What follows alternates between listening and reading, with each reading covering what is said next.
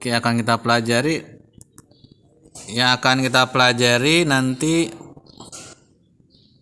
saat tatap muka, ya. Kita akan pelajari CD repair manual. CD repair manual ini aplikasinya nanti pada kendaraan Avanza. Tujuan kita menggunakan CD repair manual ini adalah untuk membantu pada saat kita melakukan diagnosis kerusakan dan bagaimana cara memperbaiki kerusakannya tersebut, khususnya pada sistem kelistrikan lampu-lampu. Jadi kalau udah muncul menu seperti ini, kita tinggal pilih HTML web, kemudian ke kelistrikan body. Nah, di sini udah muncul beberapa menu pilihan pada sistem kelistrikan. Contohnya ada lampu tanda belok. Ya, kalau kita klik komponennya seperti pada tampilan. Kemudian di sini juga ada untuk persiapan perbaikan. Ya, kalau kita klik,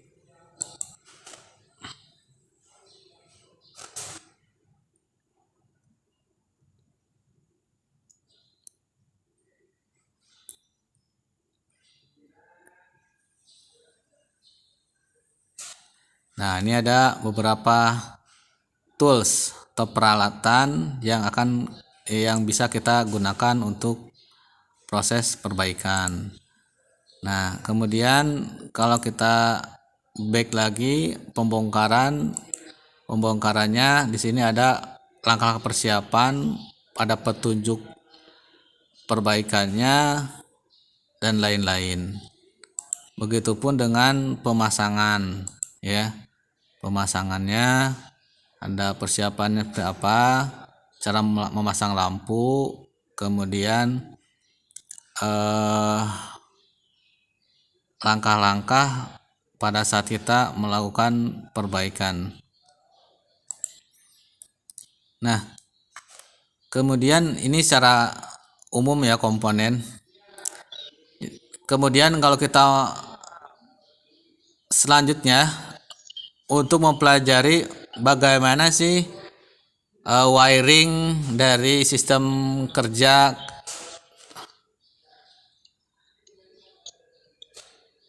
ya. Tapi kedengeran ya? Dengerin aja. Ini sambil Bapak videoin di HP, nanti Bapak akan share juga di grup, ya. Nah, kalau kita klik wiring diagram, maka akan muncul menu seperti ini, ya. Kita bisa pilih kelistrikan body. Nah, di kelistrikan body ini juga banyak menu pilihan, ya, menu pilihan. Nah, coba kita klik salah satu. Nah, contoh ada horn, ya, horn. Nah,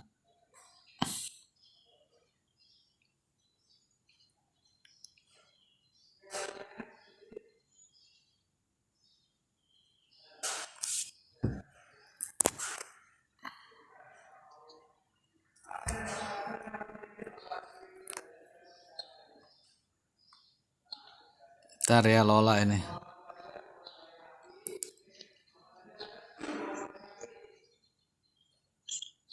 Nah, kalau kita klik horn akan muncul wiring diagram horn seperti ini.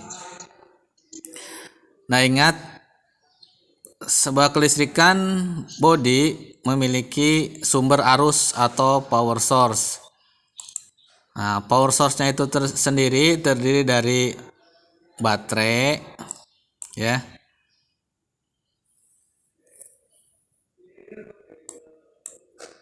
Aduh, kecilin dulu mana tampilannya.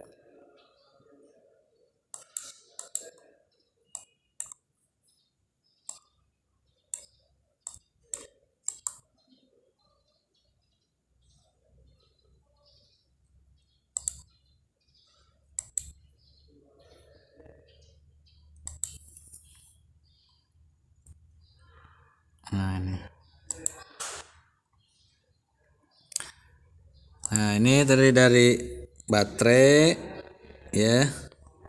kemudian ada main fuse, ada fuse, ada fuse, ada fuse, ada relay. Ini yang termasuk dalam power source atau sumber arus. Nah, sumber arus ini sendiri memiliki bagian-bagian tertentu sesuai dengan sistemnya. Contoh, untuk sistem horn ini ya, rangkaiannya mulai dari baterai, fuse horn ya. Fuse horn, kemudian ke relay horn ya. Kemudian ke horn. Nah, horn ini udah bagian dari komponen ya. Komponen. Jadi untuk sumber arusnya atau sistem kelistrikannya sendiri ada baterai, ada fuse horn, ada relay horn. Ya, komponen lainnya ada horn, kemudian ada switch ya, ada switch. Itu tuh ya untuk wiring diagram horn atau sistem klakson pada kendaraan ya. Seperti itu sederhananya itu ya. Nah, ada fuse horn, ada relay horn di sini. Nah, yang akan kita pelajari juga di kendaraan teh sebelah mana sih fuse horn ini, kemudian relay horn ini. Ya. Nanti kalian bisa pilih menu ini lokasi ya. Pilih menu lokasi. Nah, di menu lokasi ini kita bisa pilih relay location. Nah, relay location ini ya. Relay location ini ada engine komponen. Nah, kalau engine komponen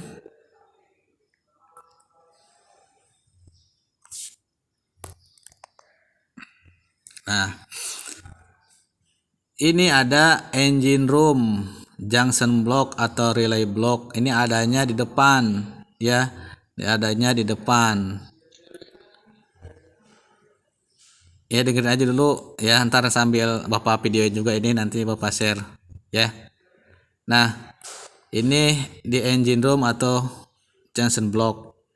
Nah, junction block ini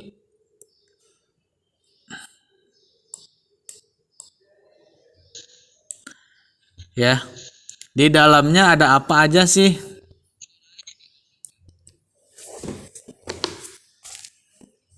Iya, dengerin aja dulu pelan-pelan ya. Jadi ada apa aja sih di junction block ini, kita juga bisa buka ya. Nah, tadi kan di engine room ya, relay block. Nah, jadi kalau kita klik ini,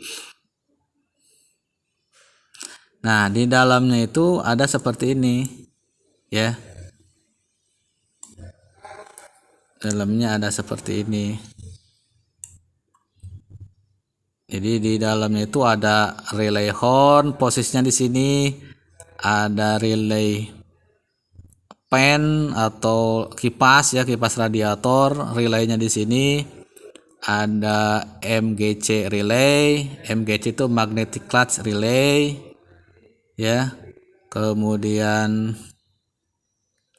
ada fuse, lampu-lampu, tile, stop, ada fuse EV, fuse horn di sini ya. Tuh ada fuse horn di sini. Jadi kalau kita tadi lihat wiring diagramnya, ada relay horn dan fuse horn.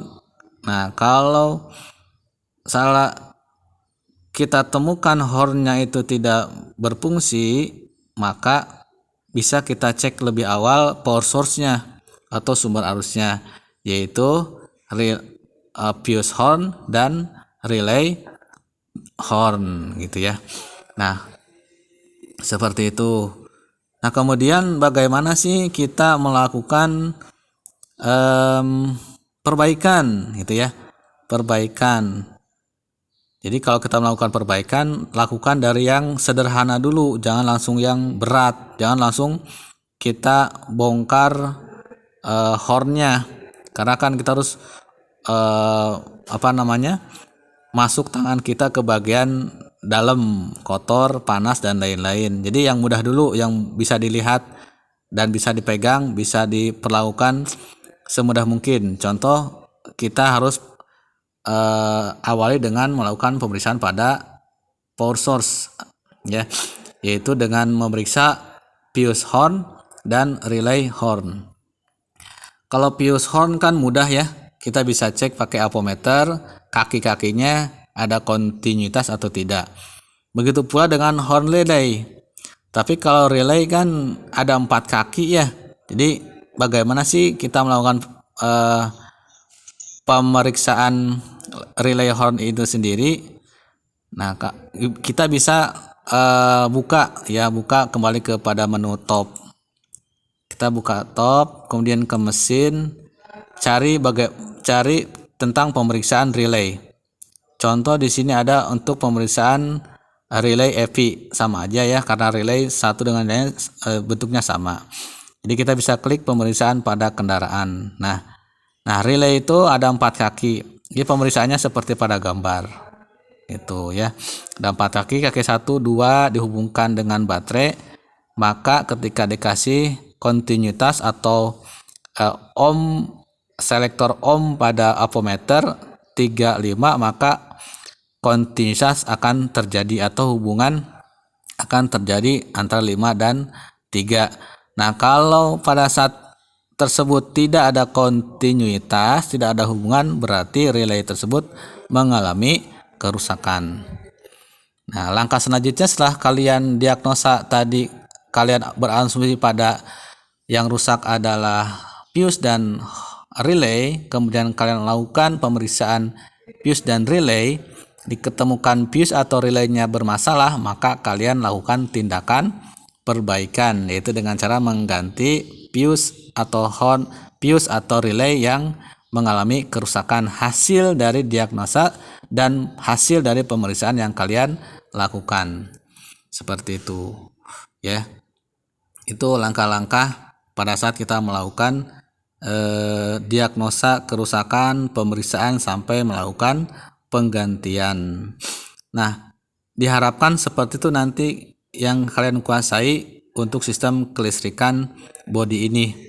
Nah, selain pemeriksaan komponen juga diharapkan nanti kalian bisa melakukan perbaikan utuh pada sistem kelistrikan bodi kendaraan dengan mengganti lampu maupun mika lampu pada kendaraan, karena nggak sembarangan kita bisa melakukan menangani perbaikan lampu ya, lampu bolham dan casingnya atau mikanya sendiri. Jadi diharapkan nanti kita praktek bukan hanya melakukan diagnosa pemeriksaan dan perbaikan komponen power source, tapi juga bagaimana kita melakukan pemeriksaan